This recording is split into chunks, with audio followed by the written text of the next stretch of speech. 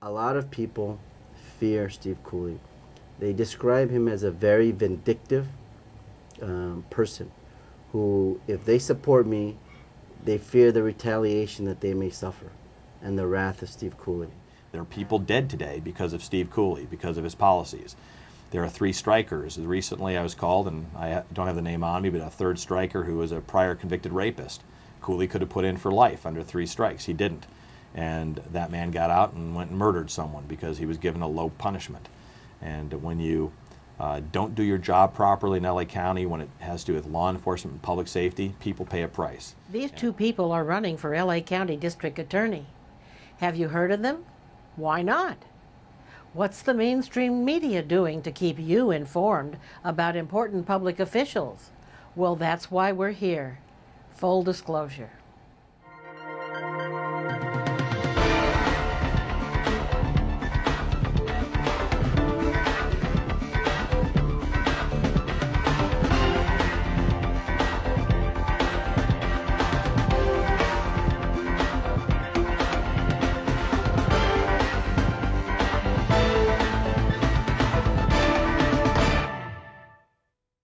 Hello, I'm Leslie Dutton. Today on Full Disclosure, we're bringing you the news behind the news in this part 1 of our interview with the candidates running against incumbent District Attorney Steve Cooley. First, we'll talk to Albert Robles, who's a native Angelino. I'm from California. I grew up here in California in the South Bay, in Carson area. Attended local schools, starting in kindergarten, attended a local kindergarten school, went to Carson Street Elementary School, in the local junior high school, and then I was accepted to a magnet program. I went to Narbonne High School at a math and science program, and I went from there, got a small scholarship, engineering scholarship, to go to the University of Colorado. I had a double major. My bachelor's was in both political science and Latin American studies. So I was double majored. Very good. And from there you went to law school. From there I went to Washington, D.C. as a congressional fellow, and where I worked for the chairman of the subcommittee on Africa, Congressman Dimely. And from there I went to graduate school. I have a master's degree from USC, and from USC then I went to law school, the University of California at Berkeley, Bold School of Law. Steve Ipsen came from back east to study law in California. I came here from Virginia. I went to the University of Virginia and had my BA in economics and rhetoric, which should mean that I'm an economical speaker, but instead I take a long time explaining things, but I came here and I was accepted at UCLA in their law school. And so since college I've been a Los Angeles resident and love the community, and this is where I've made my home. Mr. Robles is currently an elected public official. Yes, I serve on the board of directors of a water district. We manage the groundwater basins in southern LA County. Our jurisdiction includes 43 cities, and we service a population of almost 4 million residents. And we have contamination issues. We've been very out front in addressing and in tackling these contamination issues that we have. We have a very aggressive contamination abatement program. We're one of the pioneers in implementing various contamination abatement programs, and I'm very proud of that.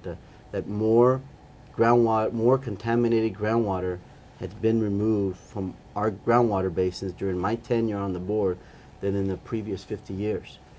More clean water has been produced during my tenure than in the previous 50 years. So I'm very proud of that record. Mr. Ipsen is currently employed as a prosecutor under the current DA, Steve Cooley. We asked Mr. Ipsen to tell us about his experience as a deputy district attorney. Like every other deputy DA in the office, I've done every type of crime, from theft crimes to when people burglarize your home. I've seen horrible cases about, I've dealt with families whose children have been molested, children who've been murdered. I've sat and held the hands of people who've lost family members and done my best to bring them justice. I've seen the horrors of elder abuse and child abuse. I've worked on cases involving environmental crimes. I was assigned to the crimes against police officers. I ruled out on many occasions where officers have been shot, officers were murdered. I've sat through autopsies of police officers. Any kind of crime that can be committed, I've worked on, I've done a trial on for the last 22 years. Being that the mainstream media is completely ignoring this race, we thought it important to find out why the candidates are running for district attorney. I'm running for a couple of reasons. I think that the present incumbent, Steve Cooley, has over-politicized the district attorney's office.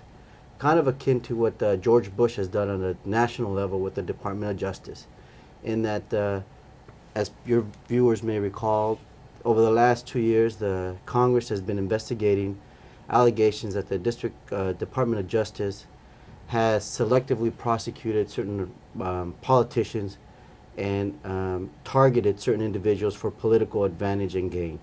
Well, that's precisely what Steve Cooley has done here in Los Angeles County. He was elected in 2000 with the promise that he was going to prosecute all political corruption, and he hasn't done that. He's been very selective. He's been very particular as to who he goes after, and your viewers will know that he has refused to go after any of the big fish.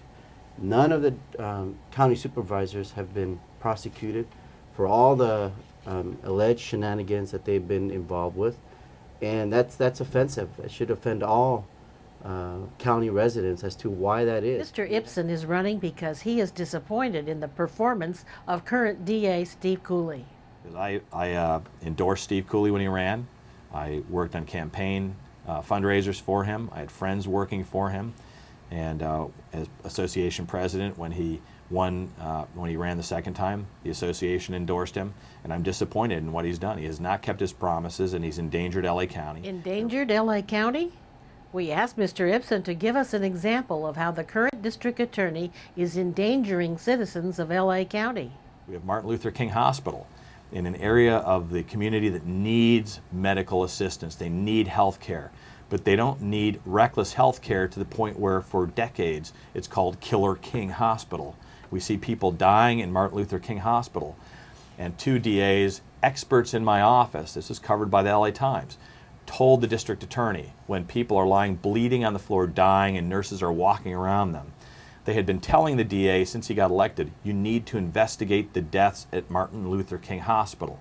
The coroner is covering up these deaths. The deputy coroners are saying that they're negligent, and the elected coroner or the appointed coroner is saying, no, it's an accident. And our office uncovered it, and that DA quit the office in disgust because she said the district attorney would not let her prosecute. These are serious charges. Mr. Ipsen considers Mr. Cooley's lack of prosecutions a serious undermining of the public trust. Go back to an LA Times article a while ago. The article ended, and it was looking to Killer King Hospital, with the DA's spokesperson saying, you know, it's horrible that due to negligent behavior, people are dying at King Hospital. Someone needs to do something about this. The someone has to be the DA's office. We are empowered to investigate. We can cross-designate our investigators to work with the FBI. We can cross-designate them to work with ICE to do deportations when necessary. The DA in LA County has 1,000 lawyers to prosecute and hundreds of police officers to investigate. And if we're not in a position to do it, and we're not willing to work with the sheriff and to work with the federal government, then who will? If this district attorney isn't willing to, and he's proven for 8 years he hasn't, I will.